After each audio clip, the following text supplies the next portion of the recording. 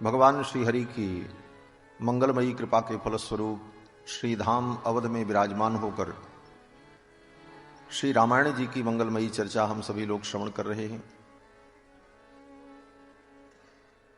भगवान श्री राम का चरित्र अनंत है। 100 करोड़ रामायण में ब्रह्मा जी ने भगवान के चरित्र का वर्णन किया है। चरितम रघुनाथस्य शतकोटि प्रविस्तरम एकैकम अक्षरम प्रोक्तम महापातक नाश। लेकिन 100 करोड़ रामायण में कितना हम अपने पास रखें, संग्रह करें?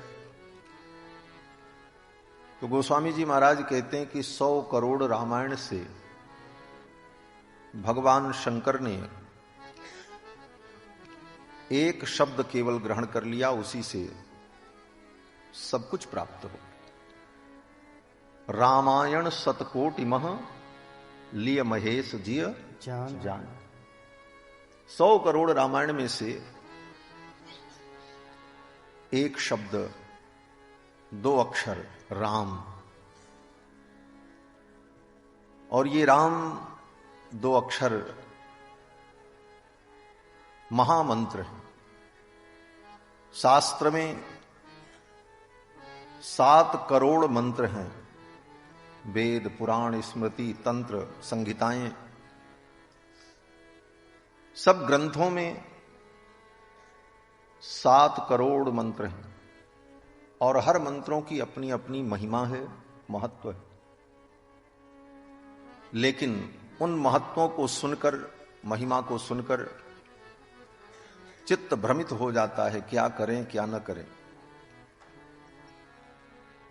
7 महामंत्राः चित्त विभ्रम कारकाः। 7 करोड़ मंत्र चित्त में विभ्रम उत्पन्न कर दें, क्या करें क्या न करें। तो कहते हैं उसमें से केवल 2 अक्षर राम अगर ले लें तो ये महामंत्र, इसी से सब कुछ प्राप्त हो जाए। भगवान शंकर ने ये नाम मंत्र ग्रहण कर लिया। रामायण शतकोटि मह लिय महेश जिय जान। और ऐसे भी समय कितना है हमारे आपके पास?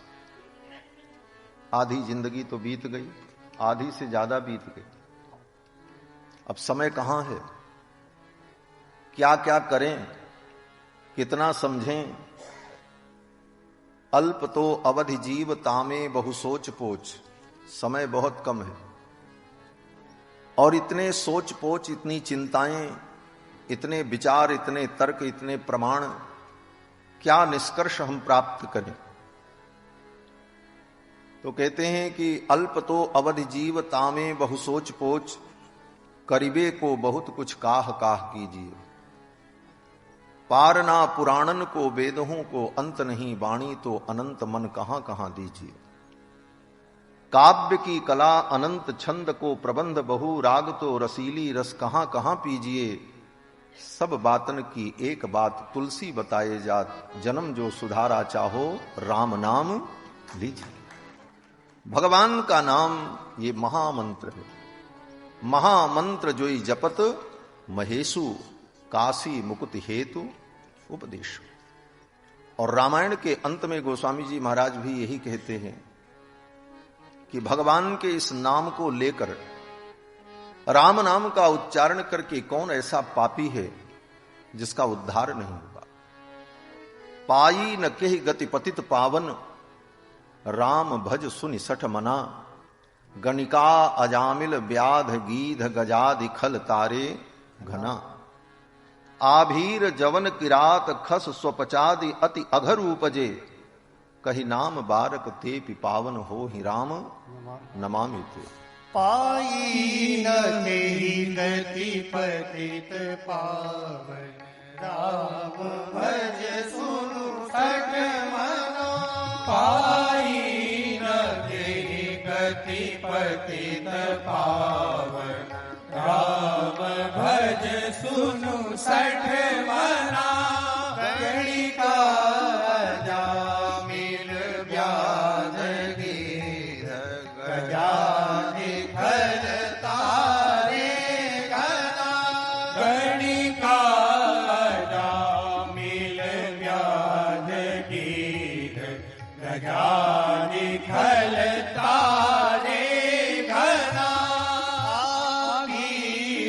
जवन की रात खस स्वपचादि अति अगरूप जे आवीर जवन की रात खस स्वपचादि अति अगरूप जे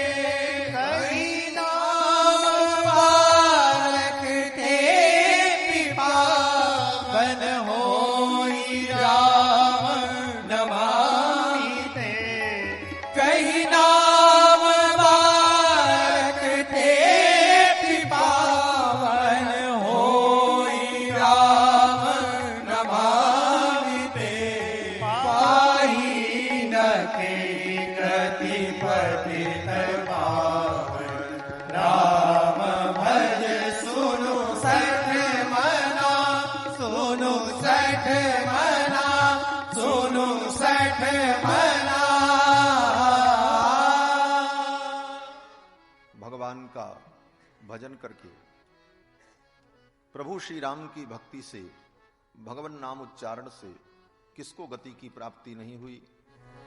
बड़े बड़े पापी आभीर जवन की रात खस स्वपचादि अति अघरूपजे, इन सबको परम गति की प्राप्ति हुई। ऐसे प्रभु श्री राम के चरणों में हम अपने चित्त को लगावें, मन को लगावें। यही मानव जीवन का परम सार है। कल के प्रसंग में आप सभी लोगों ने श्रवण किया कि श्री लक्ष्मण जी ने भगवान की शरणागति की। शरणागति में महाविश्वास हो, ये एक महत्वपूर्ण बिंदु है। सभ्रातुश्चरणौ गाढ़ं निपीड्य रघुनंदनः, भगवान के चरणों को श्री लक्ष्मण जी ने कस करके पकड़ लिया और कहा, प्रभु मैं भी आपके साथ चलूंगा, मुझे भी आप अपने साथ ले चलो। गाढ़म, इसका अर्थ आचार्य चरण ने यही किया, महाविश्वास पूर्वकम। भगवान में महाविश्वास हो, विश्वास ही नहीं, महाविश्वास। और अगर विश्वास नहीं तो फिर भगवान के द्वारा उसका कार्य सफल नहीं होता। यह भी उदाहरण रामायण में ही। सुग्रीव जी ने भगवान की शरणागति की, लेकिन सुग्रीव को पूरा विश्वास नहीं हुआ कि राम जी बाली को मार देंगे। यद्यपि सुग्रीव ने भगवान की परीक्षा ली, इन 7 तालों को जो वेद देगा वही बाली को मार सकता है, और राम जी ने वो भी करके दिखा दिया। असुर की दुंदुभी, असुर की अस्थि जो रखी थी, पड़ी थी, भगवान ने अपने अंगूठे के प्रहार से उस अस्थि को उठा करके योजनों दूर फेंक दिया। इसके बाद भी सुग्रीव को पूरा विश्वास भगवान पर नहीं हुआ कि ये बाली को मार पाएंगे। और परिणाम क्या हुआ? बोले, सुग्रीव जब बाली से युद्ध करने गए तो भगवान चुपचाप खड़े रहे और सुग्रीव पिटता रहा। भगवान देख रहे थे और बाली सुग्रीव को पीट रहा था। किसी प्रकार से सुग्रीव ने अपना प्राण बचाया, भगे वहां से, क्योंकि सुग्रीव जी भागने में बड़े कुशल हैं।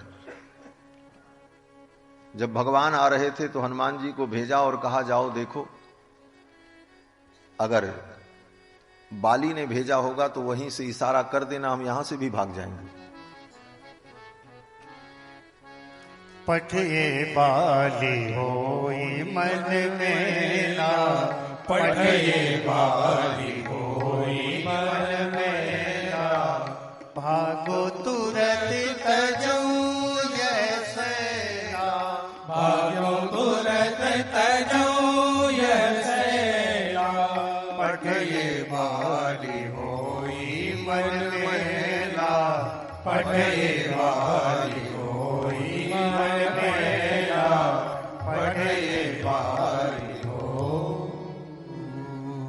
सुग्रीव ने कहा, पठये बाली हो ही मन मैला, और भागों तुरत तजों यह शैला। इशारा कर देना, भाग जाए। वहां से भी किसी प्रकार प्राण बचा करके सुग्रीव भागे और भगवान के पास आए। बोले, महाराज आपने हमको भरोसा दिलाया और आपके भरोसे में बाली को ललकारने चला गया और परिणाम ये हुआ, वो तो किसी प्रकार मैं प्राण बचा करके भागा हूं, नहीं तो वो मुझे मार डालता। और आप खड़े खड़े देख रहे थे, आपने बाली को मारा नहीं।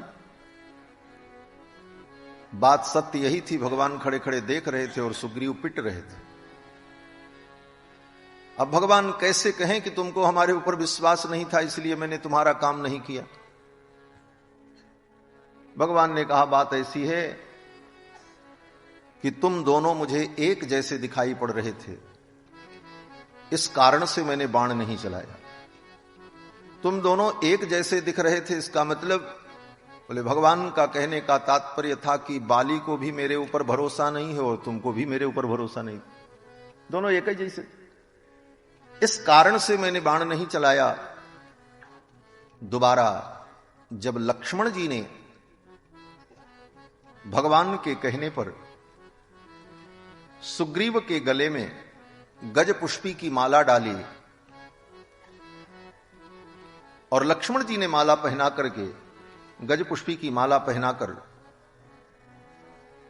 समझा करके कहा, अब निश्चिंत होकर के जाओ। और दोबारा जब सुग्रीव गए तो भगवान ने बाली का वध कर दिया। जब सुग्रीव को विश्वास हो गया कि इस बार निश्चित भगवान बाली का वध करेंगे, तो विश्वास काम किया। और विश्वास हुआ कब? बोले लक्ष्मण जी ने जब गले में गज पुष्पी की माला पहनाई तब। लक्ष्मण जी जीवाचार्य हैं, आचार्य की कृपा के बिना भगवान में विश्वास हो ही नहीं सकता। भगवान के चरणों में दृढ़ विश्वास, महाविश्वास तभी होगा जब आचार्यों के चरणों में रहकर उनकी हम कृपा प्राप्त करें। तो लक्ष्मण जी ने महाविश्वास पूर्वक भगवान की शरणागति की और अनन्य प्रयोजन शरणागति, कोई प्रयोजन नहीं। और शरणागति के उपरांत भगवत कैंकर्य, यही शरणागत का कर्तव्य होता है। लक्ष्मण जी ने कहा, अहम सर्वम करिष्यामि जाग्रत स्वपतश्चते। आप जागते रहो चाहे सोते रहो, आपकी सब प्रकार से मैं सेवा करूंगा। आप तो केवल श्री जानकी के साथ पर्वत पर, नदी के तट पर, उपवन में आप सुखपूर्वक निवास करना, विहरण करना, और सारा कैंकर्य मैं करूंगा। अहम सर्वम करिष्यामि जाग्रत स्वपतश्चते भवास्तु सह वैदेह्या गिरिशानुसुरंस्यते। अयोध्या में आप वैदेही के साथ सब प्रकार से सुख का आप अनुभव करना और आपका सब कुछ कैंकर्य मैं करूंगा। ये लक्ष्मण जी ने भगवान से निवेदन किया और भगवान ने लक्ष्मण जी को वन में चलने की अनुमति प्रदान कर दी। श्री सीतारामचंद्र भगवान की जय। मैं निवेदन कर रहा था कि भगवान श्री राम ने कुमार लक्ष्मण को भी वन में चलने की अनुमति प्रदान कर दी। लक्ष्मण जी से कहा, अपना अस्त्र शस्त्र और आवश्यक वस्तुएं ले लो और चलने के लिए तैयार हो जा। लक्ष्मण जी ने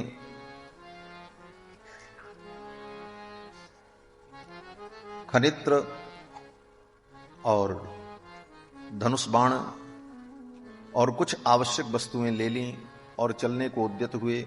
भगवान श्री राम ने कहा, लक्ष्मण, मेरी जितनी भी उपयोग की वस्तुएं हैं, उन वस्तुओं को मैं ब्राह्मणों को दान करके तब मैं वन की यात्रा पर जाऊंगा, जिससे यात्रा मंगलमयी हो। श्री जानकी जी से भी भगवान ने कहा कि तुम्हारी जो भी उपयोग की वस्तुएं हों उन वस्तुओं को ब्राह्मणों को दान कर दो। फिर तो भगवान श्री राम ने अपनी समस्त उपयोग की जो कीमती वस्तुएं थीं वो सब ब्राह्मणों को बुलाकर सम्मान पूर्वक उन्हें दान कर दिए। 10,000 स्वर्ण मुद्रा के सहित शत्रुंजय नाम का हाथी जो राम जी का परम प्रिय था, राम जी के मामा जी ने अपने भांजे को उपहार में दिया था, वो गजराज 10,000 स्वर्ण मुद्रा के सहित राम जी ने अपने गुरु वशिष्ठ जी के पुत्र सुयज्ञ जी को दान कर दिया। जब दान का ये कार्यक्रम पूरा हो गया तब तक एक ब्राह्मण दुबले पतले कहीं से आए। चारों तरफ चर्चा हो रही थी, राम जी ब्राह्मणों को दान कर रहे हैं, तो सब ब्राह्मण आ रहे थे, लेके जा रहे थे।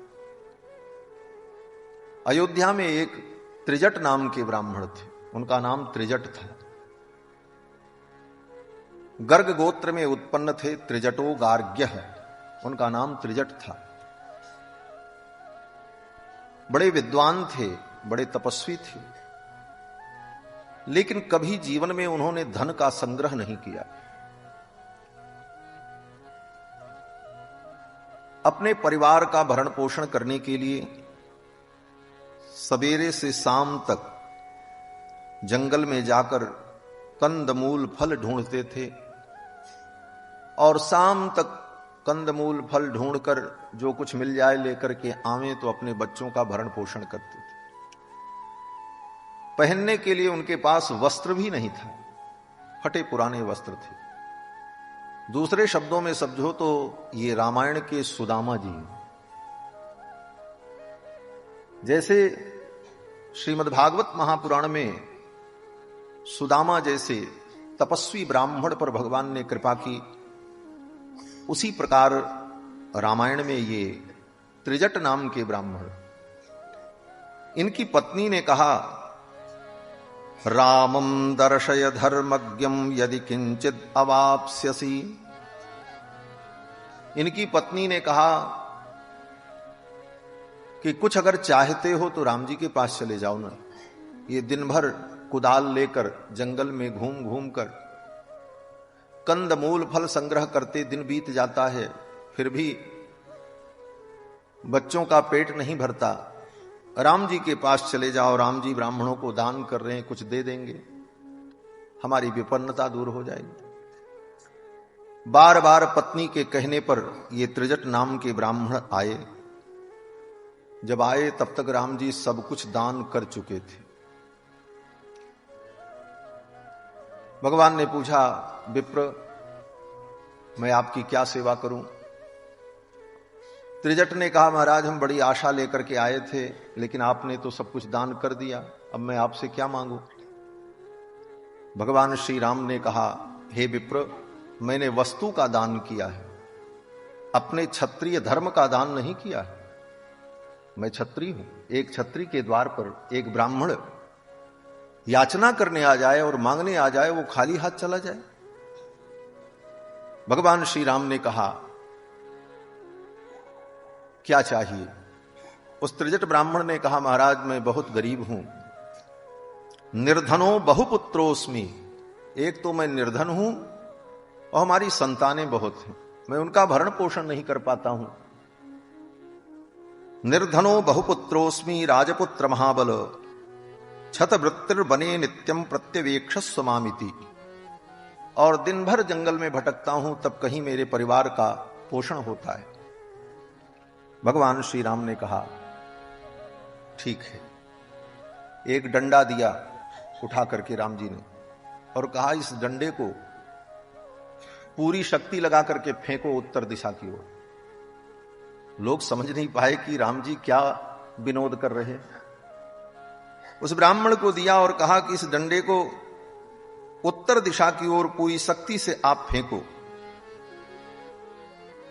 उस ब्राह्मण ने अपने उत्तरीय को, अपने पीतांबर को अपने कमर में कसा और पूरी हिम्मत करके, पूरी शक्ति लगा करके महर्षि वाल्मीकि कहते हैं कि आविध्य दंडम चिक्षेप सर्व प्राणेन वेगतः, सर्व प्राणेन वेगतः, पूरी शक्ति लगा करके उस ब्राह्मण ने डंडा को जब उत्तर दिशा में फेंका तो डंडा सरयू नदी को पार करके उस पार जाकर के गिरा। महर्षि वाल्मीकि कहते हैं कि सतीर्त्वा सरयू पारम, वो डंडा सरयू जी को पार करके दंडस्तस्य कराच्युतः, उस ब्राह्मण के हाथ से फेंका गया डंडा सरयू जी के उस पार उत्तर तरफ जाकर के गिरा जहां पर राम जी की गौशाला थी। भगवान श्री राम ने कहा वहां की संपूर्ण भूमि और संपूर्ण गायें आज से तुम्हारी हैं, तुम ले जाओ। साहब देख लो, सरयू जी के पार जाकर के वो डंडा जहां गिरा वही गोंडा जिला आज भी है, इसीलिए उसका गोंडा नाम है। ये वाल्मीकि रामायण में इसकी कथा है। सतीर्त्वा सरयू पारम दंडस्तस्य कराच्युतः गोव्रजे बहुसाहस्रे पपातो क्षण सन्निधो। फिर तो वो ब्राह्मण बड़ा प्रसन्न हुआ। राम जी ने कहा, हे विप्र, आप मेरे ऊपर क्रोध मत करना। मन्युर्न खलु कर्तव्यः, मेरे ऊपर क्रोध मत करना। परिहासो ह्ययम् मम, ये मैंने आपका परिहास नहीं किया है। आपके मन में अगर ये हो कि मेरी मजाक उड़ाने के लिए हमको डंडा फेंकने के लिए कहा, तो राम जी कहते नहीं नहीं, ऐसा नहीं है। इदम हि तेजस्तव यद्दुरत्ययम् तदेव जिज्ञासुतमिच्छतामयम्, आपके अंदर जो दिव्य तेज है, जो तपस्या का बल है, उसे देखने के लिए मैंने ऐसा कहा। और देखने के लिए ही नहीं, लोग भी आपकी तपस्या को जाने, इसलिए मैंने ऐसा किया। वे ब्राह्मण बड़े प्रसन्न हुए और खूब आशीर्वाद दिया राम जी को। हे रघुनंदन, तुम्हारा मंगल हो, तुम्हारी यात्रा मंगलमयी हो। इसीलिए आज भी हमारे सनातन धर्म में परंपरा है, कहीं यात्रा पर निकलो, कोई ब्राह्मण मिल जाए तो उन्हें कुछ दे करके निकलो, तो निश्चित रूप से आपकी यात्रा मंगलमयी होगी, निश्चित मंगलमयी होगी, कोई अमंगल नहीं होगा और आप मंगल पूर्वक अपनी यात्रा को पूर्ण करके लौटेंगे। भगवान ने उन ब्राह्मणों का समादर किया और फिर रथ पर बैठ करके पिताजी के महल में आए और पिताजी से अनुमति ली। महारानी कैकेयी ने लाकल के बलकल वस्त्र दिया कि इन बलकल वस्त्रों को धारण कर लो, क्योंकि जंगल में रहने वाले लोग राजसी वस्त्र नहीं पहनते। महारानी कैकेयी इतनी कठोर हो गई कि राम जी ने उन्हीं के सम्मुख अपने राजसी वस्त्रों को उतार कर बलकल वस्त्र धारण किया और सीता जी भी उन बलकल वस्त्रों को धारण करने लगी। लेकिन सीता जी को बलकल वस्त्र पहनना आता नहीं था। सीता जी ने सोचा कि अगर कहीं बलकल वस्त्र पहनने में विलंब हुआ तो मां कैकेयी नाराज न हो जाए, और भय के कारण जल्दी जल्दी उन बलकल वस्त्रों को उन्हीं वस्त्रों के ऊपर से ही पहनने लगी। इस दृश्य को देख करके महर्षि वाल्मीकि को रोष आ गया और महर्षि वशिष्ठ जी को रोष आ गया और महर्षि वशिष्ठ ने सीता जी के हाथ से उन बलकल वस्त्रों को छीन करके फेंक दिया। और वशिष्ठ जी ने कहा, निवार्य सीताम कैकेयीं वशिष्ठो वाक्यम अब्रवीत।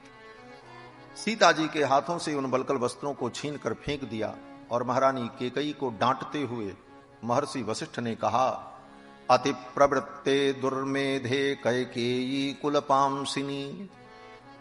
अरे कुल कलंकिनी, अति प्रवृत्ते, तू अपनी सीमा का अतिक्रमण कर रही। वंचयित्वा तु राजानम न प्रमाणेव तिष्ठति। महाराज को तूने ठग लिया और इसके बाद भी तू अपनी सीमा का अतिक्रमण कर रही। सीता के लिए वनवास नहीं हुआ है, वनवास का वरदान तूने राम के लिए मांगा और सीता इसी प्रकार अपने राजसी वेश में ही जाएंगी। सीता के लिए बलकल वस्त्र पहनना अनिवार्य नहीं। ये कह करके वशिष्ठ जी ने कैकेयी जी को जब डांटा तो महारानी कैकेयी चुप हो गई। और महर्षि वशिष्ठ ने कहा कि कैकेयी, तू क्या समझती है? राम के चले जाने के बाद ये अयोध्या अयोध्या रहेगी? सुन ले, वशिष्ठ जी कह रहे हैं कि न तद भविता राष्ट्रम यत्र रामो न भूपति। वो राष्ट्र राष्ट्र नहीं होता जिस राष्ट्र के स्वामी राम नहीं होते। जिस दिन राम यहां से चले जाएंगे ये अयोध्या जंगल हो जाएगी। अयोध्याम अटवीम तद्वनम भविता राष्ट्रम यत्र रामो निवस्यति। और जहां राम निवास करेंगे वो जंगल ही अयोध्या बन जाएगी, और ये तुम्हारी अयोध्या जंगल हो जाएगी। राष्ट्र की परिभाषा बताई महर्षि वाल्मीकि ने आदि काव्य में। वशिष्ठ जी कहते हैं नहीं तद्भविता राष्ट्रम यत्र रामो न भूपति। जिस राष्ट्र के स्वामी राम न हो वो राष्ट्र राष्ट्र ही नहीं होता। राष्ट्र की यही परिभाषा आदि काव्य में महर्षि वाल्मीकि ने बताई। और विश्व में सर्वप्रथम किसी काव्य में राष्ट्र शब्द का चिंतन किया गया तो श्रीमद् वाल्मीकि रामायण में किया। आज बड़े बड़े राष्ट्रवादी लोग राष्ट्रीय भक्ति सिखाते हैं। राष्ट्रीय भक्ति क्या है, राष्ट्र भक्ति क्या है? बोले राम की भक्ति ही राष्ट्र की भक्ति, राम ही राष्ट्र हैं। राम के बिना राष्ट्र की कल्पना नहीं की जा सकती। नहीं तद्भविता राष्ट्रम यत्र रामो न भूपति। फिर तो भगवान रघुनंदन जब चलने को तैयार हुए तो दशरथ जी ने कहा इनके साथ हाथी घोड़े 14 वर्ष के लिए आवश्यक वस्तुएं और 14 वर्ष के लिए उतनी मात्रा में वस्त्र और उपयोग की सारी वस्तुएं भेजी जाएं। ज्यों ही दशरथ जी ने इतना कहा महारानी कैकेयी फिर उठ करके खड़ी हुई। उन्होंने कहा एक वस्तु राम के साथ नहीं जाएगी। जब सब आप इनके साथ ही भेज देंगे तो मेरा भरत क्या करेगा अयोध्या को लेकर? राज्यम गतधनम साधो पीतमंडाम सुरामिव। जैसे किसी पात्र में रस रखा हो और रस को कोई पी ले और खाली बर्तन उसको पकड़ा दे, पीतमंडाम सुरामिव, उसी प्रकार अयोध्या की सारी संपत्ति जब इनके साथ चली जाएगी तो खाली अयोध्या, खोखली अयोध्या लेकर के मेरा भरत क्या करेगा? इसलिए एक भी वस्तु इनके साथ नहीं जाएगी। महारानी कैकेयी ने जब इस प्रकार कहा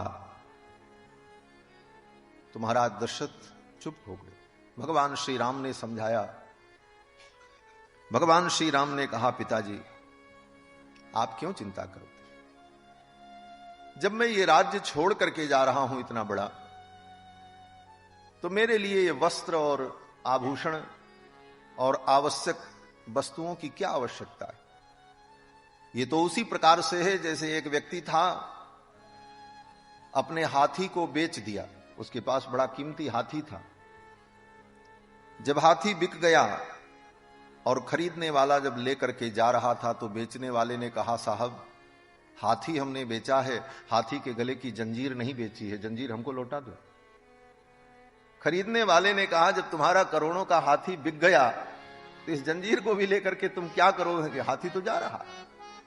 राम जी ने कहा कि जब मैं राज्य ही छोड़ करके जा रहा हूं तो ये 2-4 वस्तुओं के लिए मुझे कोई वस्तु नहीं चाहिए, केवल आपका आशीर्वाद चाहिए। और भगवान श्री राम सीता जी को साथ में लेकर, कुमार लक्ष्मण को लेकर चल पड़े और रथ पर बैठ करके चले। सुमंत जी लेकर के चले। पूरी अयोध्या राम जी के पीछे पीछे चल पड़ी। महर्षि वाल्मीकि वर्णन करते हैं कि अयोध्या के जितने ब्राह्मण थे, बड़े बड़े याज्ञिक ब्राह्मण, अपने वाजपेय यज्ञ के छत्र को लेकर राम जी के पीछे पीछे चलने लगे। जहां ये रहेंगे मैं इन्हीं के पास रहूंगा, इनकी सेवा करूंगा। अपने अपने यज्ञ के छत्र को लेकर राम जी की सेवा के लिए पीछे पीछे चल पड़े। भगवान श्री राम ने उनको बहुत रोकने का प्रयास किया लेकिन वो मानने को तैयार नहीं हुए। और भगवान जब तमसा नदी के तट पर पहुंचे। ये तमसा नदी अयोध्या से दक्षिण दिशा में प्रवाहित होती है। वो अयोध्या की दक्षिण सीमा है। उत्तर में सरयू और दक्षिण में तमसा। तमसा के तट पर जब पहुंचे तो पैदल चलते चलते लोग थक गए थे। फिर भगवान श्री राम ने वहीं पर विश्राम किया और लोग भी थक करके जो जगह जहां पाया वहीं विश्राम करने लगा। पेड़ की छाया में सब लोग जहां तहां सो गए, थके थे। तमसा के तट पर जब सब लोग विश्राम करने लगे तब राम जी ने सुमंत्र से कहा, हे मंत्रीवर्य, रथ को इस प्रकार लेकर के चलो कि किसी को पता न चले, ये लोग सोते रहें और हम लोग यहां से निकल चले, अन्यथा ये सब पीछे पीछे चलेंगे और जंगल में इनको महान कष्ट होगा। रात्रि में जब सब लोग गहरी निद्रा में सो गए तो सुमंत जी रथ को लेकर पहले उत्तर दिशा की ओर थोड़ी दूर आए और फिर दूसरी तरफ से घुमा करके रथ को लेकर दक्षिण दिशा की ओर चले गए। सवेरे जब नींद खुली सबकी तो सब इधर उधर देखने लगे, कहीं रथ नहीं, राम जी नहीं, सीता जी नहीं। अब तो सब व्याकुल होकर के रो रो करके इधर उधर दौड़ने लगे और एक दूसरे से कहने लगे, राम जी कहां चले गए, राम जी कहां चले गए। रथ कर खोज कतहु नहीं पावे। चारों तरफ खोजने लगे, रथ किधर गया किधर गया। रथ कर खोज कतहु नहीं पावई, राम राम कही चहु दिसी धावई। चारों दिशाओं में लोग दौड़ने लगे, हा राम हे राम, कहीं राम जी नहीं दिखे।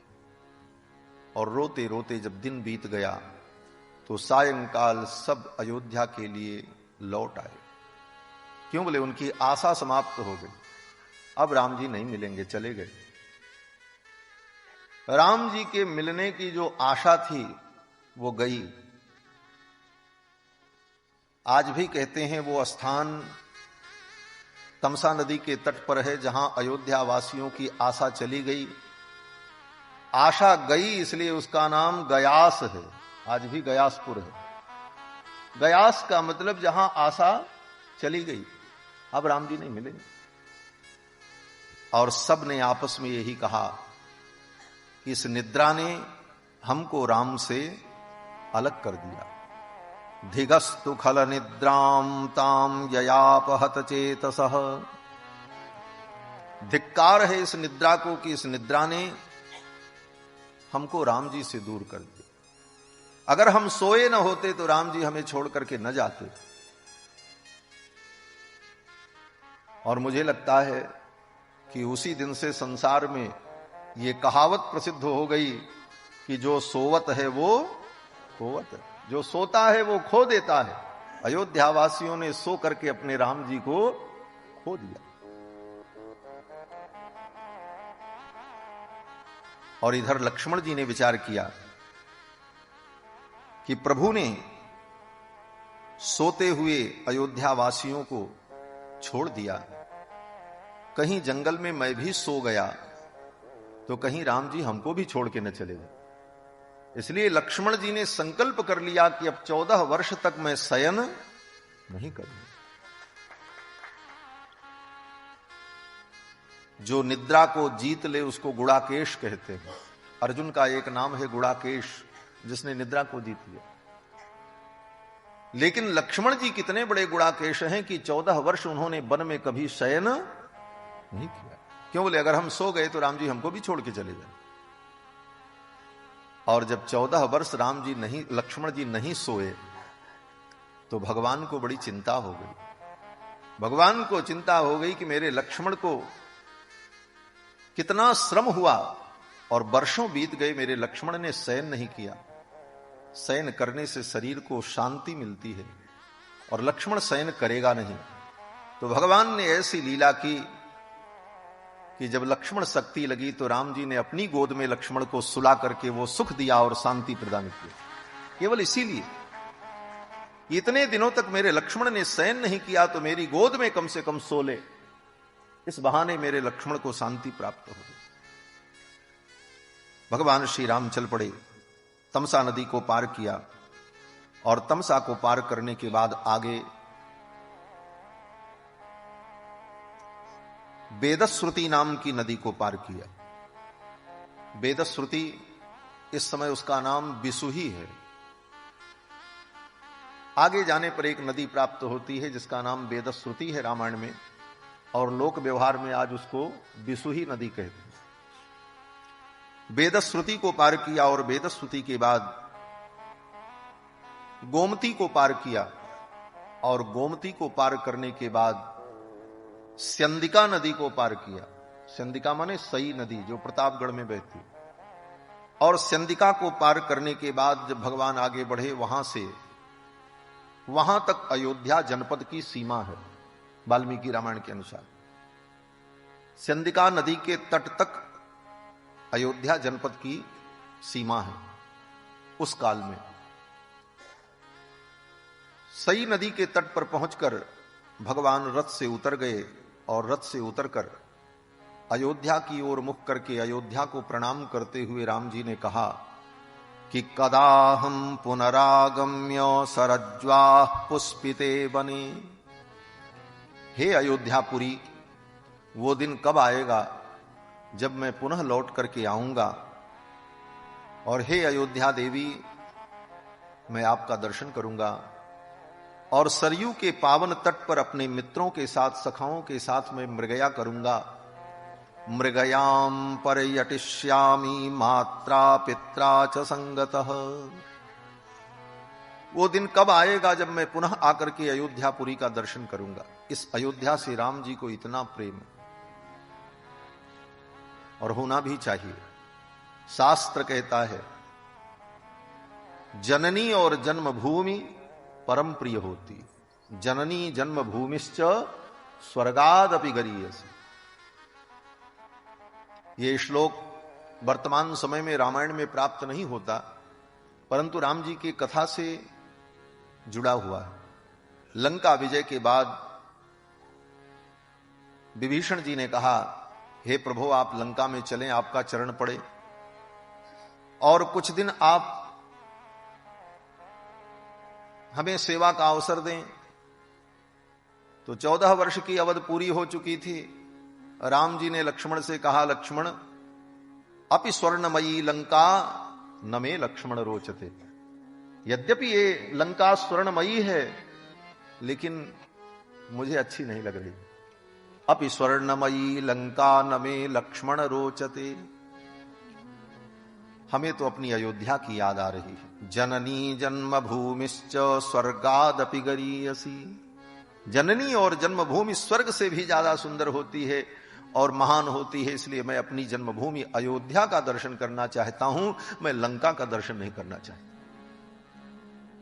ये प्रेम है राम जी का इस भूमि से, अयोध्या से। राम जी ने अयोध्या को प्रणाम किया।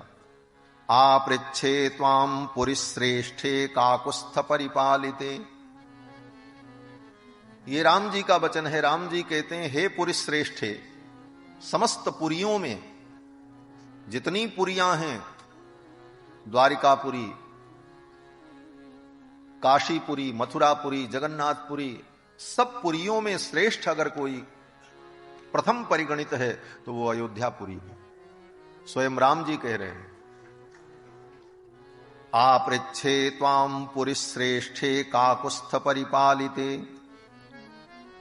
ककुस्थ के कुल में उत्पन्न होने वाले धर्मात्मा राजाओं के द्वारा पालित हे अयोध्यापुरी, दैवतानि च यानि त्वाम पालयन्त्यावसन्ति च। इस अयोध्यापुरी में जो देवताओं के मंदिर हैं, आलय हैं, उन समस्त आलयों में, मंदिरों में विराजमान जो देव प्रतिमाएं हैं, उन सबको मैं प्रणाम करता हूं। ये कह करके भगवान ने साष्टांग प्रणाम किया अयोध्यापुरी को, अयोध्या की सीमा में जाकर। वस्तुतः नियम यही होना चाहिए। जब राम जी लौटे 14 वर्ष बाद, तो अयोध्या की सीमा में आकर के राम जी ने अयोध्यापुरी को फिर प्रणाम किया। हमारे संत जन, अयोध्यावासी महात्मा जन कहते हैं कि अयोध्या से जब बाहर कहीं जाओ तो अयोध्या को प्रणाम करके जाओ, और अयोध्या में जब आओ तो अयोध्या को प्रणाम करो, क्योंकि राम जी ने यही किया। राम जी की यही भक्ति है। राम जी ने जैसा किया वैसे ही तो हमको करना चाहिए। रामादिवत वर्तितव्यम न रावणादिवत। अयोध्यापुरी को प्रणाम किया और फिर भगवान वहां से आगे बढ़े और पहुंचे कहां? बोले श्रृंगवेरपुर। निषाद राजगुह के राज्य सीमा में प्रवेश किया। निषाद राजगुह के राज्य सीमा में जब प्रवेश किया, निषाद राजगुह को पता चल चुका था, उनके गुप्तचरों के द्वारा उन्हें ज्ञात हो चुका था कि रघुनंदन वन की यात्रा पर निकले हैं और इसी मार्ग से आ रहे हैं। निषाद राजगुह ने अपने परिकरों को लेकर आगे जाकर के प्रभु श्री राम का स्वागत किया, साष्टांग प्रणाम किया। और राम जी को जब प्रणाम किया तो राम जी ने निषाद राजगुह को उठा करके गले से लगाया। तत्र राजा गुहो नाम रामस्यात्म समसखा। ये निषाद राजगुह राम जी के परम प्रिय सखा है, आत्मसमः सखा। आत्मसमः का मतलब जैसे आत्मा अत्यंत प्रिय होती है उस प्रकार अत्यंत प्रिय है। निषाद जात्यो बलवान स्थपतिश्चेति विश्रुतः। और निषाद जाति में उत्पन्न स्थपति है। स्थपति का मतलब निषादों के राजा। और निषादों के जो राजा होते हैं उनके लिए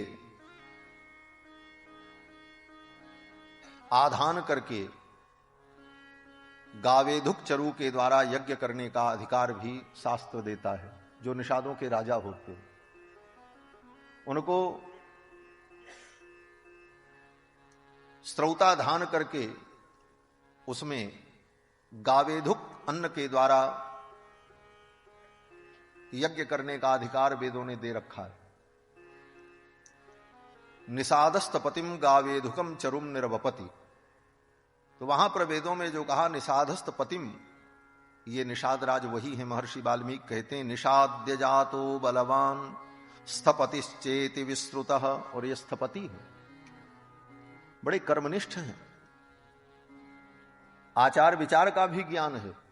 क्योंकि जो निषादपति होगा और गावेधुक चरु का श्रवण करके चरु होम करेगा, उसको सामान्य शिष्टाचार का ज्ञान तो होगा ही। निषाद राजगुह को उठा करके भगवान ने हृदय से लगाया। निषाद राजगुह ने कहा, प्रभु अब आप यहीं हमारे पास रहो। ये मेरी जो नगरी है ये आपकी ही तो है। यथा अयोध्या तथेदम ते।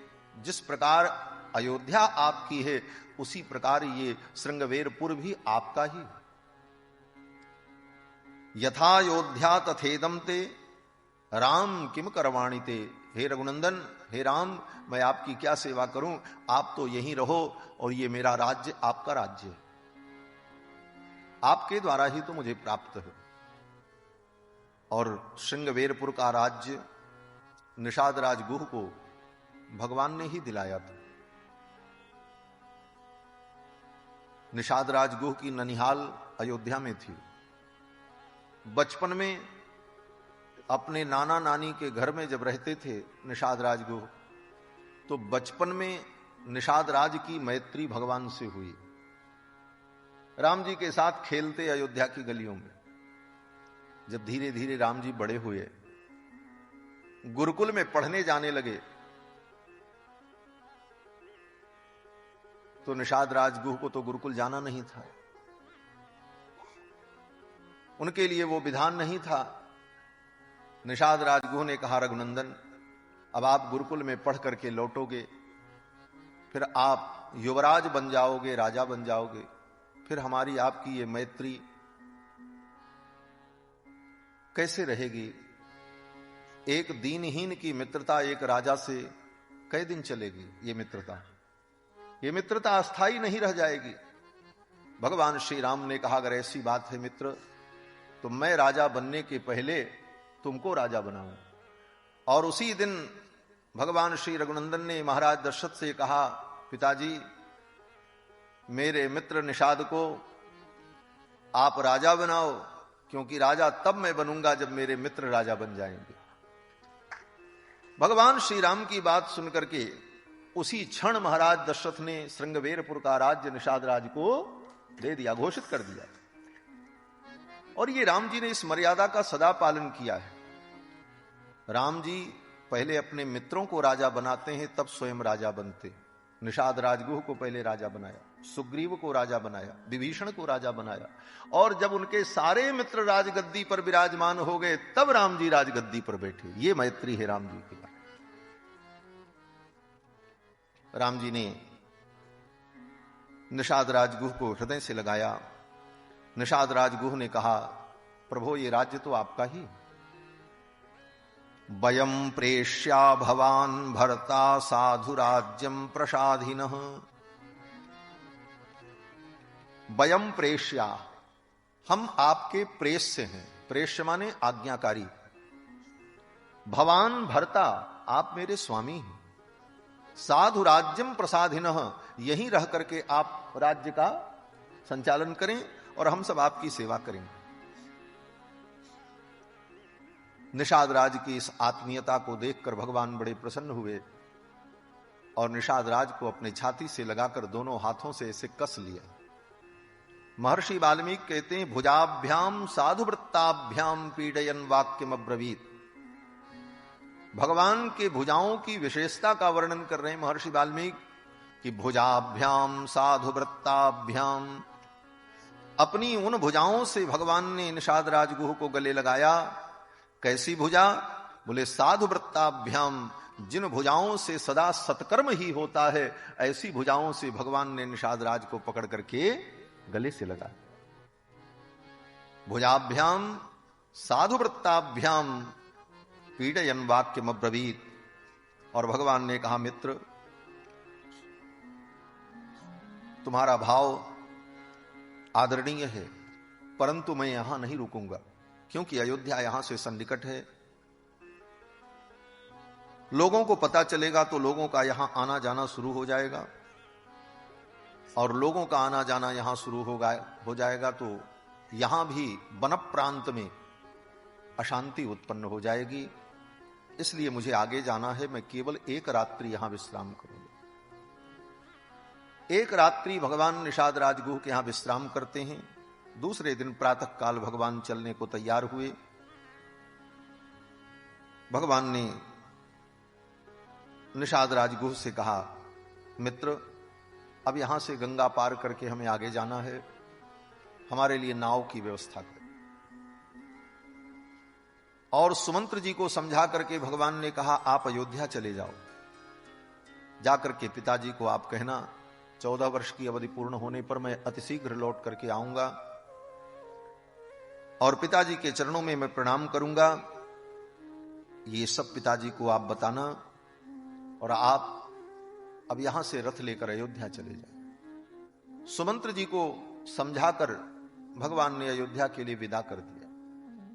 सुमंत्र जी आने को तैयार नहीं थे, रो रहे थे, बार बार घूम घूम करके देख रहे थे कि एक बार रघुनाथ जी कह दें कि सुमंत आओ तुम भी चलो साथ में। लेकिन मर्यादा मर्यादा होती। सेवक का धर्म बड़ा कठोर होता है, सबसे सेवक धर्म कठोर। क्यों? बोले सेवक वही होता है जो अपनी भावनाओं को, अपनी इच्छाओं को मार डाले और स्वामी की आज्ञा को ही सर्वोपरि समझे, वही सेवक है। ये सेवक का धर्म बड़ा कठिन है, सबसे सेवक धर्म कठोरा। सेवा धर्मो परम गहनो योगी नाम अप्यगम्य। बड़े बड़े योगियों के लिए भी अगम्य है सेवा धर्म। निषाद राज गुह के यहां पहुंचकर भगवान ने जब सुमंत्र जी को विदा किया तो सुमंत्र जी जाने को तैयार नहीं थे, लेकिन आज्ञा का पालन करना था। बार बार घोड़ों को चाबुक से मार रहे हैं, लेकिन घोड़े अयोध्या की ओर चलने को तैयार रहे हैं, हिनहिना रहे हैं, आंखों से उनके आंसू बरस रहे हैं, लेकिन वे घोड़े अयोध्या आने को तैयार नहीं थे। लेकिन पशु थे, मजबूर थे, पराधीन थे। उनकी आत्मा कह रही थी कि तुम कितने अभागे हो, राम जी को जंगल छोड़ने के लिए तुम लाए और तुमसे ये पाप कराया गया। उनकी आत्मा खुद को धिक्कार रही थी। जन्म जन्मांतर के पाप के कारण पशु बने और इस जन्म में भी ये पाप किया। सबके प्राण धन जो अयोध्यानाथ उनको जंगल तक छोड़ने का ये पाप मैंने किया, और ये पाप मुझसे कराया गया, लेकिन हम मजबूर हैं, पराधीन हैं, ये सोचकर उनकी आत्मा खुद को धिक्कार रही थी। सुमंत जी महाराज रोते हुए रथ लेकर किसी प्रकार अयोध्या के लिए चले। भगवान श्री राम ने निषाद राजगुह से कहा, मित्र, अब 14 वर्ष मुझे वन में रहना है, और वनवासी जो होते हैं उनके सिर पर जटा होती है, तपस्वी को जटा धारण करना चाहिए। तो मैं भी अपने बालों को जटा बनाऊंगा और तब मैं आगे जाऊंगा। बट वृक्ष का दूध लेकर के आओ और बट वृक्ष के दूध को लगा करके इन बालों को चपका करके इन्हें जटा बना दे। जटाम कृत्वा गमिष्यामि न्यग्रोध क्षीरमानय। भगवान ने कहा, न्यग्रोध क्षीर, बट क्षीर ले आओ। निषाद राजगुह ने अपने सेवकों को आदेश दिया। सेवक लोग बट वृक्ष का दूध दोने में लेकर के आए और भगवान श्री राम ने उस दूध को लेकर अपने सिर में लगा लगाकर अपने बालों को जटा बना दिया। लक्ष्मण जी ने भी अपने बालों को जटा बना दिया।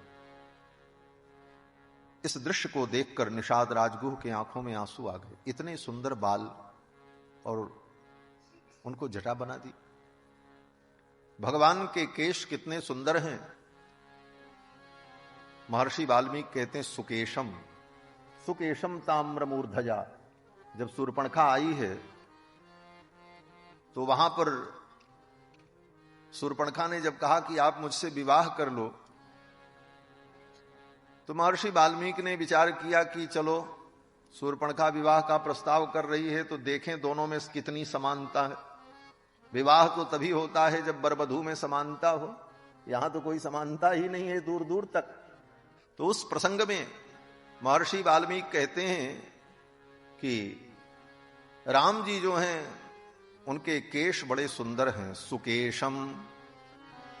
और ये शूर्पणखा बोले ताम्रमूर्धजा, इसके बाल जो हैं वो तांबे के तार के समान मोटे मोटे लाल लाल। भगवान सुमुखम दुर्मुखी राम सुकेशम ताम्रमूर्धजा। भगवान सुमुखम, रघुनाथ जी का मुख कितना सुंदर है, और ये बोले दुर्मुखी, कितनी भयानक मुख वाली है। यद्यपि वो फेशियल करा के आई थी, सब सजोज के आई थी महाराज, खूब सजी संवरी आई थी महाराज, रुचिर रूप धरी प्रभु पही आई, सुंदर रुचिर रूप बनाया था। लेकिन वाल्मीकि जी की दिव्य दृष्टि से वो कहां छिपने वाला है। सामान्य दृष्टि से व्यक्ति कुछ छिपा भी सकता है, लेकिन दिव्य दृष्टि से कुछ नहीं छिपता। महर्षि वाल्मीकि को तो उसका वास्तविक रूप दिख रहा था। इसलिए महर्षि वाल्मीकि ने कहा, सुमुखम दुर्मुखी राम सुकेशम ताम्रमूर्धजा। और राम जी की वाणी कितनी मधुर है और इसकी वाणी कितनी कठोर है। सुस्वरम भैरवस्वना, राम जी का स्वर कितना सुंदर है, कितना सुंदर है। बोले राम जी बोलते हैं तो लगता है कि अमृत बरस रहा है। राम जी की वाणी में अमृत का स्वाद आए। और वो अमृत कैसा, बोले कान के माध्यम से हृदय में जाए तो मुर्दा व्यक्ति भी उठ करके बैठ जाए। महाराज मृतक जिया बनी गिरा सुहाई, मृतक जिया बनी गिरा सुहाई। श्रवण गंधे हुई और जब आई, श्रवण गंधे हुई और जब आई। मृतक जिया बनी सुहाई, मृतक जिया बनी गिरा सुहाई। सुस्वरम भैरवस्वना, राम जी का स्वर कितना सुंदर है। और शूर्पणखा का वाल्मीकि जी कहते हैं भैरवस्वना, भैरव स्वर है महाराज। संगीत में भी भैरव स्वर जो होता है बड़ा भारी स्वर होता है। भैरव स्वना, फटे हुए बांस के समान भाए भाए बोलने वाली, जैसे फटा बांस जमीन पे पटको तो भड्ड भड्ड की आवाज आवे, ऐसे ही आवाज उसकी भैरव स्वना। तो कहने का तात्पर्य कि राम जी का केश इतना सुंदर और उन केशों को भगवान ने जटा बना दी। निषाद राजगुह के हृदय पर मानो आघात हुआ, इतने सुंदर केश और उनको जटा बना दी।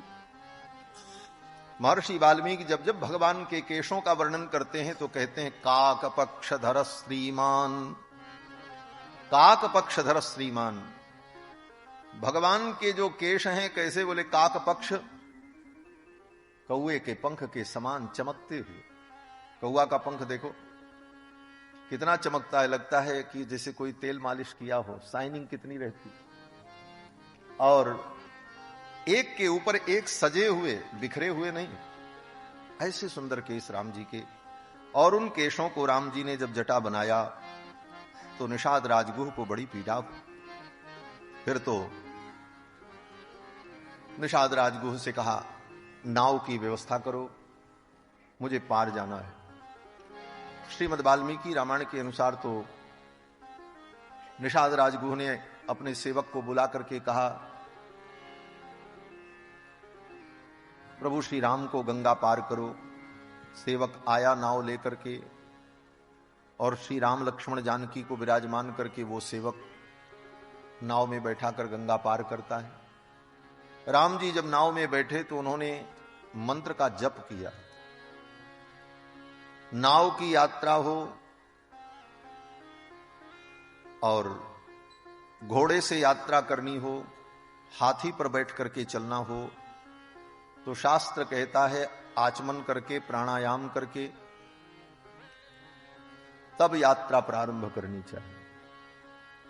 भगवान ने भी आचमन किया। आचम्य च यथा शास्त्रम नदीम ताम सह सीतया। सीता जी ने, भगवान श्री राम ने, कुमार लक्ष्मण ने आचमन किया और आचमन करने के बाद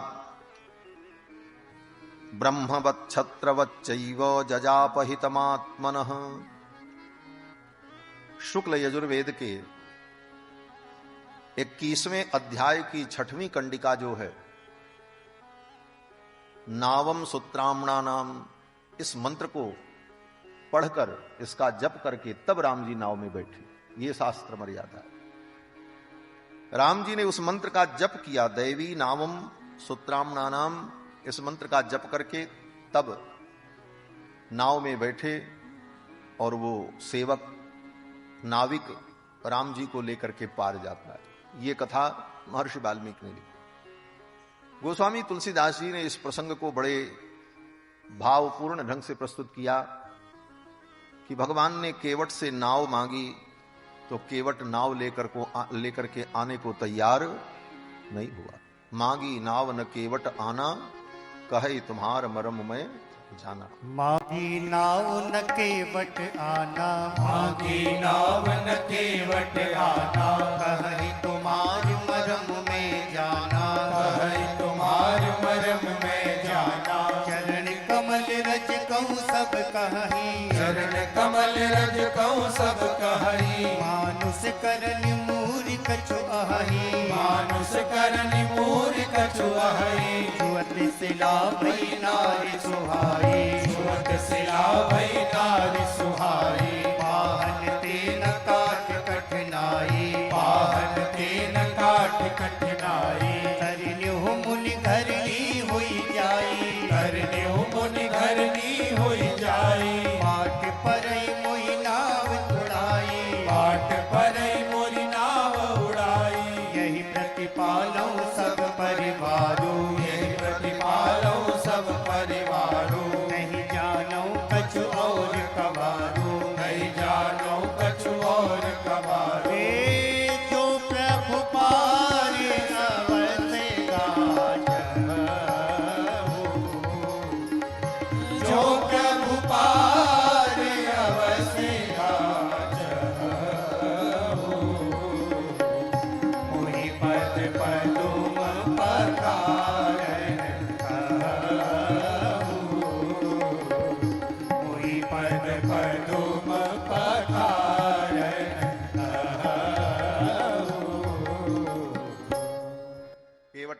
महाराज हम नाव नहीं लाएंगे। क्यों? बोले हमने सुना है आपके चरणों का प्रभाव बड़ा विचित्र है। बोले क्या प्रभाव है? केवट ने कहा महाराज आपके चरण रज से एक पत्थर की शिला जब स्त्री बन गई तो मेरी नाव तो लकड़ी की है, वो भी पानी में भीगते भीगते मुलायम हो गई है। आपकी चरण रज पड़ते ही तो ये स्त्री बन जाएगी, फिर तो मेरी रोजी रोटी चली जाएगी।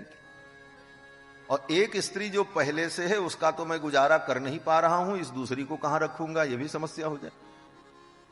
मेरे घर में तो उपद्रव खड़ा हो जाएगा महाराज, इसलिए मैं आपको अपनी नाव में ऐसे नहीं बैठाऊंगा। केवट इतना भोला भी नहीं है। केवट जो बात कह रहा है कि आपके चरण रज से छुअत शिला भई नारी सुहाई, पाहन तेन काट कठिनाई, केवट इतना भोला नहीं है। केवट को सब पता है। अगर भगवान के चरण से कोई भी वस्तु स्पर्श करके स्त्री बन जाए तो राम जी अयोध्या से जब चले तो कितनी बार रथ से उतरे और रथ पर चढ़े, अब तक तो अयोध्या से लेकर यहां तक स्त्रियों की लाइन लग जानी चाहिए थी। मरे कितने पत्थर, कितनी लकड़ी, कितनी वस्तुओं का संस्पर्श राम जी के चरणारविंद से हुआ होगा। तो क्या केवट की बुद्धि में यह तर्क नहीं आया? ये तो सामान्य तर्क है। बोले केवट की बुद्धि में भी यह तर्क आया। केवट का कहने का उद्देश्य तो यह था कि ये मेरे द्वार पर आए हैं, ये अवसर फिर नहीं मिलेगा, इनके चरण को धो करके मैं चरणामृत पान कर लूं और तब इनको मैं गंगा पार करूं। ये अवसर फिर कभी मिलेगा कि नहीं मिलेगा। इसलिए केवट ने भगवान के चरण को धोने के लिए, भगवान के चरणामृत को प्राप्त करने के लिए केवट ने यह आग्रह किया, यह बहाना किया। बोले भगवान का चरणामृत केवट को दुर्लभ था कि उसके लिए इतनी बड़ी मशक्कत करनी पड़ रही केवट को। केवट जिस गंगा के तट पर रहता वो गंगा क्या है? बोले गंगा भी तो भगवान का चरणामृत ही है। विष्णु पादाब्ज संभूता गंगा त्रैलोक्य पावनी, भगवान विष्णु के चरणारविंद से प्रकट होने वाली गंगा सारे त्रिलोकी को पावन करने वाली, वो तो ब्रह्मद्रवा है। और ऐसी गंगा के तट पर रहने वाले केवट को आज राम जी के चरणों के चरणामृत की आवश्यकता। केवट बड़ा बुद्धिमान है। केवट ने सोचा ये गंगा तो हमें प्राप्त है और प्राप्त रहेंगे, लेकिन ये गंगा तो भगवान के एक चरण से प्रकट हुई है। वामन भगवान का एक चरण धरती पर था, एक चरण ब्रह्मलोक पहुंचा और उसको ब्रह्मा जी ने धो करके कमंडल में रख लिया गंगा पिता। केवट ने सोचा आज तो हम दोनों चरण को धो करके चरणामृत पिएंगे, ये सौभाग्य हमारा हो। ये गंगा तो एक चरण से प्रकट हुई, और एक चरण में भी पूरा चरण नहीं। आप कल्पना करो, जब वामन भगवान राजा बलि के यज्ञ में अपने चरण को बढ़ाने लगे, एक चरण धरती पर और एक चरण ब्रह्मलोक पहुंच गया, तो आप कल्पना करो कि भगवान ने जब इतना बड़ा रूप धारण किया और अपने चरण को ब्रह्मलोक पहुंचाया, तो भगवान के चरण का जो आकार रहा होगा वो भी सामान्य थोड़ी रहा होगा। करोड़ों योजन विस्तृत भगवान का पादारविंद रहा होगा। ब्रह्मा जी भगवान के पूर्ण चरण का भी दर्शन नहीं कर पाए। हाँ, भगवान का चरण जब ब्रह्मलोक पहुंचा तो भगवान के एक चरण की केवल उंगली का दर्शन हुआ ब्रह्मा, और उंगली में भी केवल अंगुष्ठ का दर्शन, और अंगुष्ठ में भी केवल नख का दर्शन, और नख में भी नखाग्र का दर्शन, पूरे नख का भी दर्शन ब्रह्मा को नहीं। और ब्रह्मा जी ने अपने कमंडल के जल को लेकर वामन भगवान के उस दिव्य पादारविंद के नख के अग्रभाग को धो करके ब्रह्मा जी ने कमंडल में रखा। पूरा चरण नहीं धोया, केवल अंगूठा के नख का अग्रभाग। इसीलिए कहा नखोदकाम त्रिजगताम पापौग विध्वंसनम यन्नामामृत पूरक। नखोदकाम, भगवान के नख को केवल धो पाए ब्रह्मा जी। जो कि सृष्टि के सर्वश्रेष्ठ पुरुष हैं। लेकिन केवट ने सोचा आज तो मुझे वो सौभाग्य मिलेगा जो सौभाग्य ब्रह्मा को भी नहीं मिला। आज मैं भगवान के दोनों चरण को धोऊंगा, उनकी समस्त अंगुलियों को, उनके संपूर्ण पादारविंद को मैं धो करके चरणामृत पान करूंगा, ये सौभाग्य मेरा होगा। इसलिए केवट ने कहा महाराज हम तो बिना चरण धोए आपको नाव में नहीं बैठाएंगे। और केवट ने सोचा उस बार ब्रह्मा जी ने जो चरण धोया था भगवान का, तब भगवान अकेले थे, श्री जी नहीं थी। आज तो श्री जी भी साथ में। और तब भगवान जब प्रकट हुए थे तो भगवान ब्रह्मचारी थे, आज भगवान गृहस्थ हैं। वामन भगवान ब्रह्मचारी बन करके गए थे ना। माया माणवकम हरिम, आज ये गृहस्थ हैं। उस समय जब प्रकट हुए थे तब ब्राह्मण कुल में उत्पन्न थे, आज ये क्षत्रिय कुल में उत्पन्न है। और इन जुगल जोड़ी का मैं दर्शन कर रहा हूं, तो आज मैं इनका चरण धो करके पान करूं, तब मैं इन्हें पार करूं। केवट ने कहा महाराज जो प्रभु पार अवश्य गा चहु, मोहि पद पदुम पखारन कहु। केवट ने कहा महाराज अगर आपको पार जाना है तो आप हमसे कहो, मुझे कोई गर्ज नहीं है। केवट ने कहा आप हमसे कहो कि हे केवट तू मेरा चरण धो ले और मुझे पार कर। मोहि पद पदुम पखारन कहू, मुझसे आप कहो तब मैं आपका धोऊंगा, हमारी कोई जबरदस्ती नहीं है। और शर्त मेरी तो आपने सुन ही लिया कि बिना धोए हम पार ले नहीं जाएंगे। आपको अगर पार जाना है तो आप अपना चरण हमसे धुला लो। अब केवट की इन बातों को सुनकर, उसकी बहस को सुनकर लक्ष्मण जी को थोड़ा रोष आया।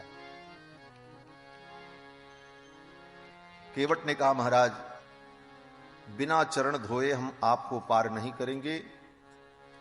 आपके पिताजी की हम कसम खाते हैं। केवट ने कहा आपके पिताजी की कसम हम खाते हैं, बिना चरण धोए हम पार नहीं करेंगे। लक्ष्मण जी को बड़ा गुस्सा आया। इस 2 कौड़ी के आदमी को देखो, अपने बाप की कसम नहीं खाता, मेरे बाप की कसम खाता। लक्ष्मण जी को थोड़ा रोष आया तो केवट ने कहा लखनलाल जी आप चाहे मुझे मार डालो, लेकिन जब तक मैं चरण नहीं धोऊंगा तब तक पार नहीं उतारूंगा। पद कमल धोई चढ़ाई नाथ उतराई जब, पद कमल धोई चढ़ाई नाथ उतराई जब, वही राम राउर आन दशरथ सपथ सब साथी कहो, वही राम राउर आन दशरथ सपथ सब साथी कहो। परु तीर मारहु लखन पे जब लगी न पाए पधारी हो, परु तीर मारहु लखन पे जब लगी न पाए पधारी हो, तब लगी न तुलसीदास नाथ कृपाल पार उतारी हो, तब लगी न तुलसीदास नाथ कृपाल पार उतारी हो, कृपाल पार उतारी हो, कृपाल पार उतारी हो। केवट ने कहा महाराज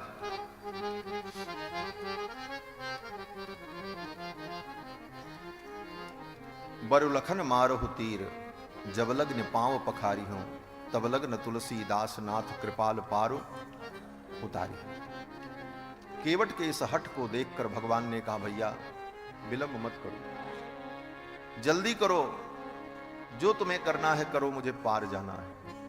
भगवान ने जब अनुमति प्रदान कर दी तो केवट बड़ा आनंदित हुआ और दौड़ करके गया और अपने घर से कठौता लेकर के आया राम जी का चरण धोने के लिए। केवट राम रजाय सुपावा, केवट राम रजाय सुपावा, पानी कठौता भर ले आवा, पानी कठौता भर ले आवा। अति आनंद उमग अनुरागा,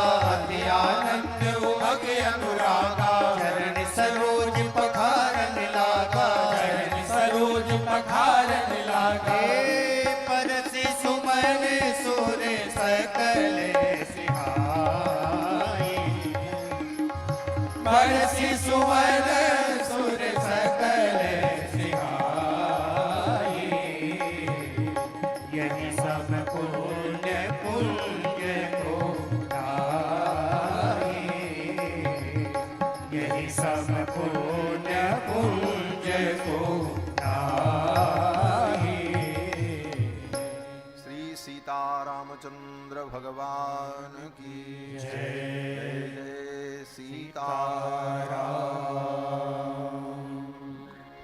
बड़े ही आनंद का क्षण हमारी श्री अयोध्यापुरी के श्री वशिष्ठ पीठ के पीठाधीश्वर अनंत श्री विभूषित डॉक्टर श्री रामविलास दास वेदांती जी महाराज, जिन्होंने श्री राम जन्मभूमि के आंदोलन में महती भूमिका निभाई है।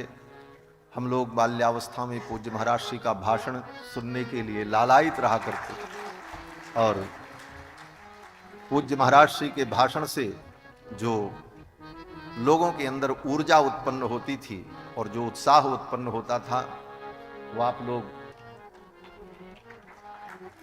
राम कहे जा, राम कहे जा, सीताराम कहे जा।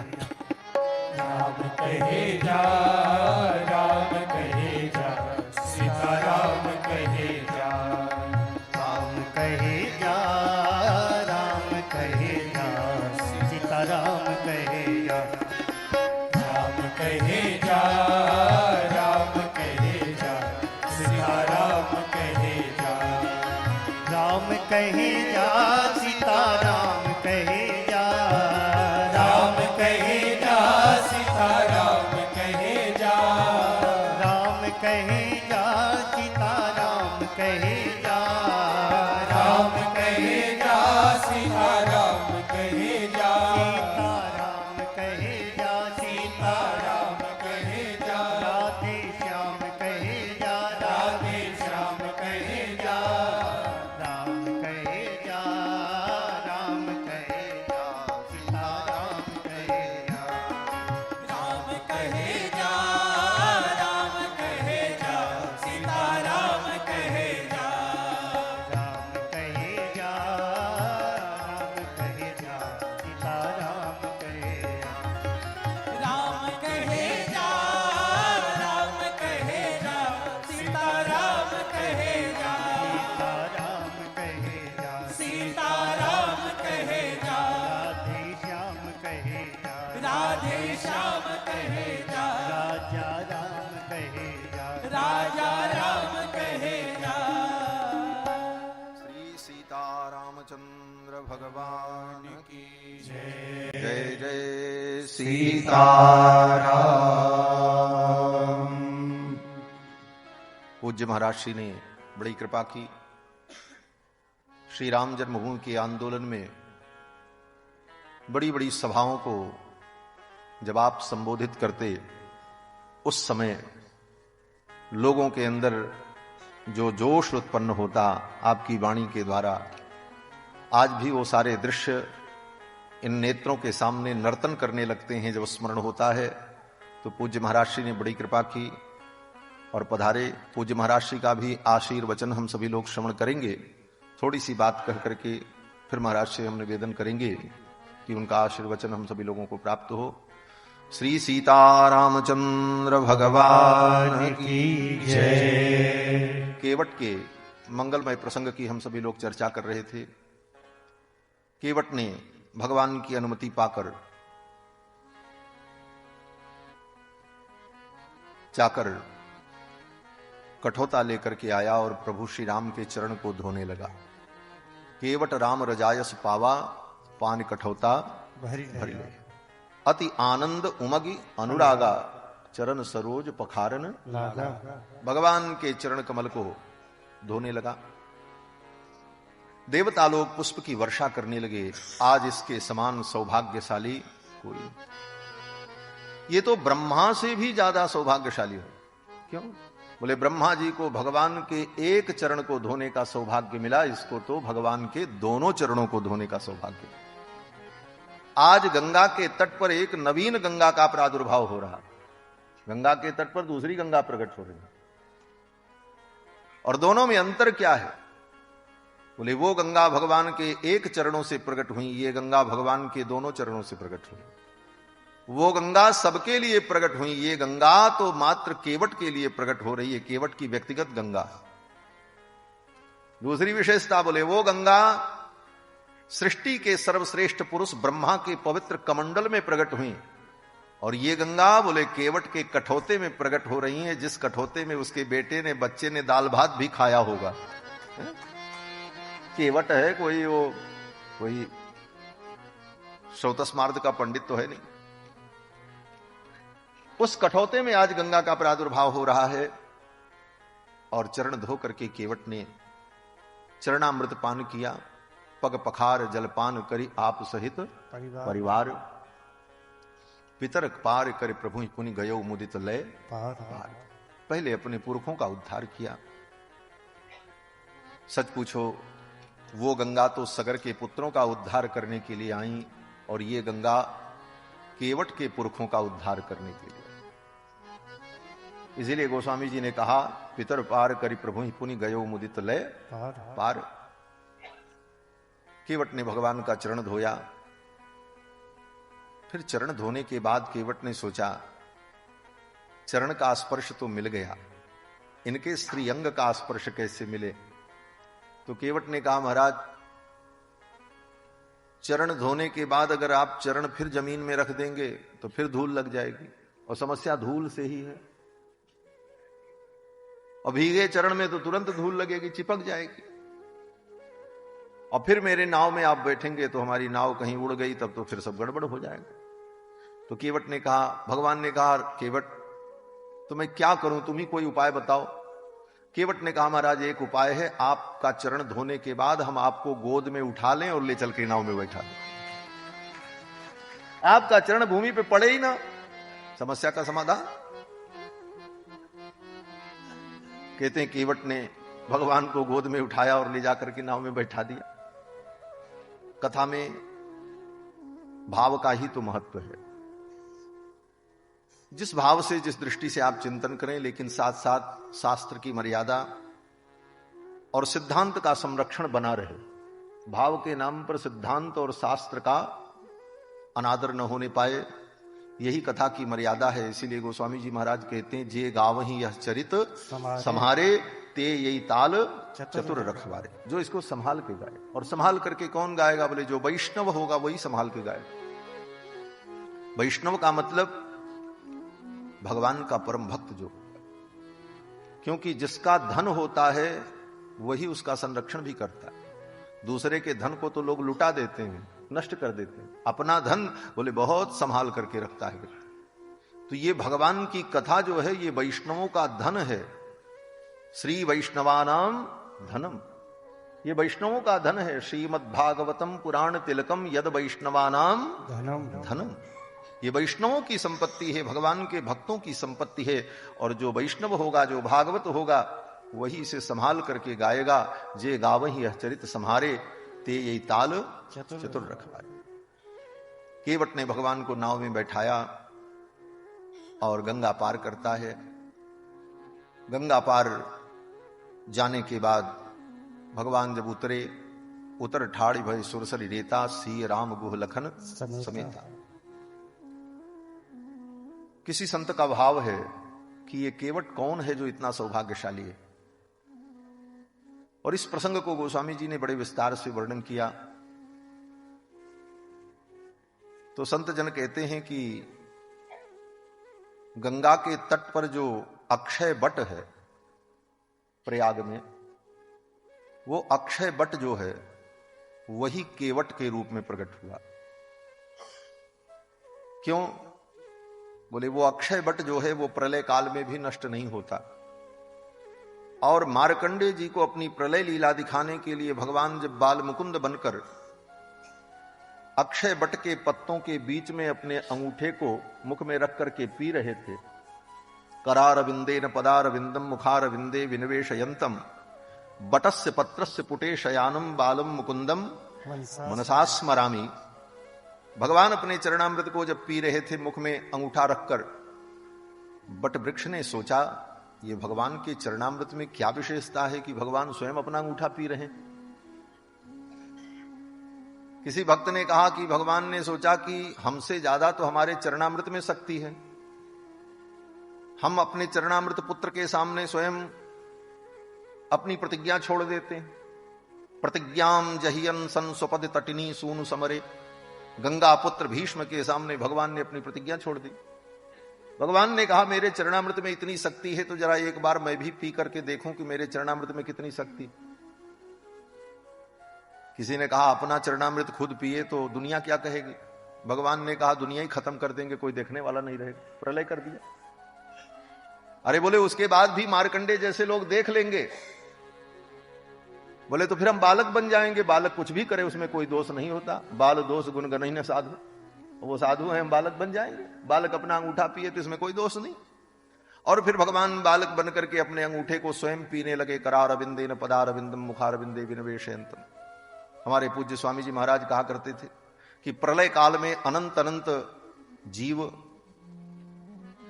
सूक्ष्म जीव भगवान के अंदर सब विराजमान रहते हैं और उसमें सब वैष्णव और भगवान के भक्त भी हैं। अब उनको चरणामृत कहां मिले तो भगवान ने कहा चिंता मत करो, हम यहीं से सप्लाई करते रहेंगे, भीतर बैठे बैठे सब पीते रहे। जिन वैष्णवों का भगवत भक्तों का भागवतों का नित्य चरणामृत पीने का नियम है, उनका नियम कैसे चले। भगवान ने कहा चिंता मत करो, हम यहीं से भेज देंगे।